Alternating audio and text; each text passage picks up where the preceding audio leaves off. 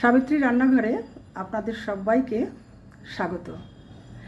আমি আজকে একটা ভেন্ডি রেসিপি নিয়ে এসেছি। চটপটা ভেন্ডি, খুব তাড়াতাড়ি রান্না হবে। তার জন্য প্রথমেই আমি এখানে ভেন্ডিগুলো কেটে নেব। আর এখানে 300 গ্রাম মতো ভেন্ডি আছে। এই ভেন্ডিগুলোকে আমি ঠিক এইভাবে কেটে নেব, এরকম এরকম ফালা করে করে। এই মাঝখানে বড় ভেন্ডিগুলোকে এরকম ফালা করে করে কেটে নেব প্রত্যেকটা, আর ছোটোগুলোকে দু অর্ধেক করলেই হয়ে যাবে। একটু কচি ভেন্ডি হলে খেতে ভালো লাগবে। তাহলে আমি ভেন্ডিগুলো এখন পুরোপুরি কেটে তারপরে আমি রেসিপিটা আবার দেখাবো। পুরো ভেন্ডিটা কেটে নিই। ভেন্ডিগুলো আমার কাটা হয়ে গেছে।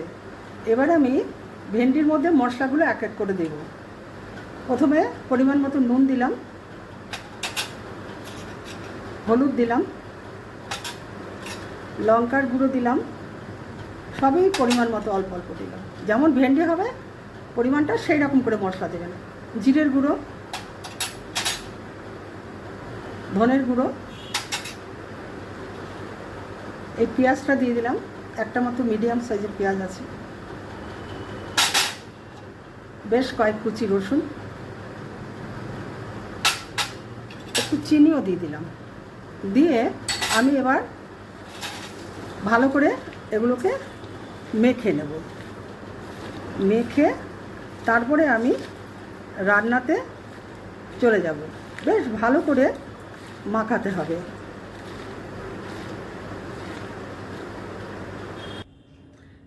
আমি রান্নাঘরে চলে এসেছি রেসিপিটা করার জন্য।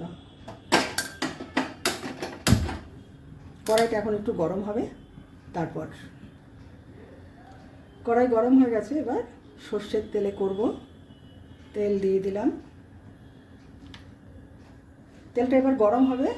তারপরে তেল গরম হয়ে গেছে, এবার আমি মাখা ভেন্ডিগুলো ছেড়ে দিচ্ছি।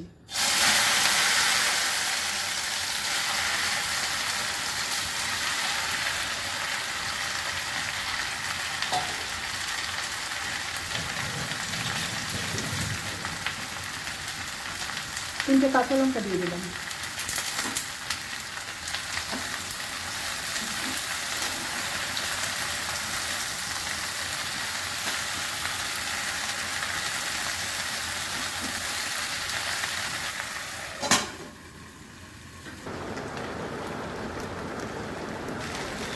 বেসন দিয়ে দিলাম 1 চামচ মতো। এবার ভালো করে আমি নেড়ে দেবো।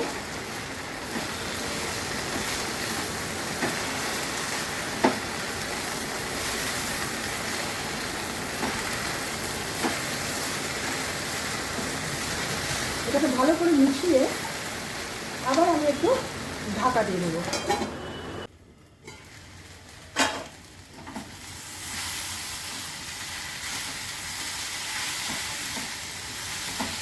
এখনই ভাজা হবে। এই রেসিপিটা নিরামিষভাবে হবে। আমি পেঁয়াজ রসুন দিয়ে করছি। আপনাদের ইচ্ছে হলে নিরামিষভাবেও তৈরি করতে পারেন। এখন একটু ঢেকে দিচ্ছি।